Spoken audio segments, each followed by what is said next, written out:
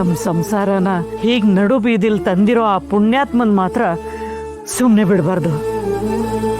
ನಮ್ಮನೆ ದೀಪ ಆರೋಗಿದೆ ಅಂತ ಇನ್ನೊಬ್ರ ಮನೆಗೆ ಬೆಂಕಿ ಹಾಕೋಕ್ ಹೋದ್ರೆ ಹೋದವ್ರು ವಾಪಸ್ ಬರ್ತಾರ? ಈಗ ಅದ್ರ ಬಗ್ಗೆ ಎಲ್ಲ ಮಾತು ಬೇಡ, ಬಿಟ್ಬಿಡಿ. ಸರಿ ಅಮ್ಮ, ನಾನು ಹೋಗಿ ಬರ್ತೀನಿ. ಹುಷಾರು ಕಲ್ಯಾಣಿ.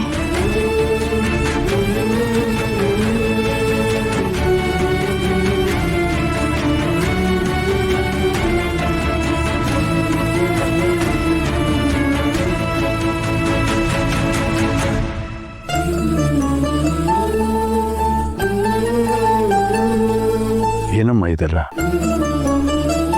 ನನಗೆ ಗೊತ್ತಿದೆ ನಿನ್ನ ಮನಸ್ಥಿತಿ ಏನು ಅಂತ ನನಗೆ ಚೆನ್ನಾಗಿ ಅರ್ಥ ಆಗತ್ತೆ. ಈಗಾಗಲೇ ಈ ಮನೇಲಿ ಆಗಿರ್ತಕ್ಕಂಥ ಅನಾಹುತನ ಸಹಿಸ್ಕೊಳ್ಳೋಕ್ಕಾಗದೆ ನರಳಾಡ್ತಾ ಇದೆ ನಿನ್ನ ಕುಟುಂಬ. ಅಂಥದ್ರಲ್ಲಿ ನೀನು ಹೀಗೆಲ್ಲ ಮಾಡಿಕೊಂಡು ಇನ್ನೇನಾರು ಹೆಚ್ಚು ಕಮ್ಮಿ ಆದರೆ ಅವ್ರಿಗೂ ನೋವು. ಇದರಿಂದ ನನ್ನ ಕುಟುಂಬಕ್ಕೆ ಅಂಟ್ಕೊಂಡಿರೋ ಪಾಪದ ಹೊರೆನೂ ಇನ್ನೂ ಹೆಚ್ಚಾಗುತ್ತೆ.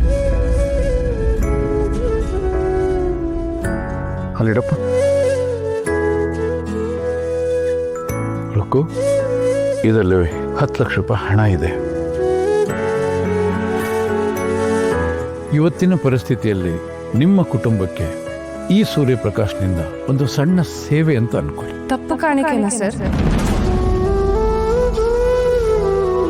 ಯಾರ ಮುಂದೆನೂ ನಮ್ಮಣ್ಣ ನಮ್ಮನ್ನ ಕೈ ಚಾಚೋ ಥರ ಬೆಳೆಸಿಲ್ಲ ಸರ್.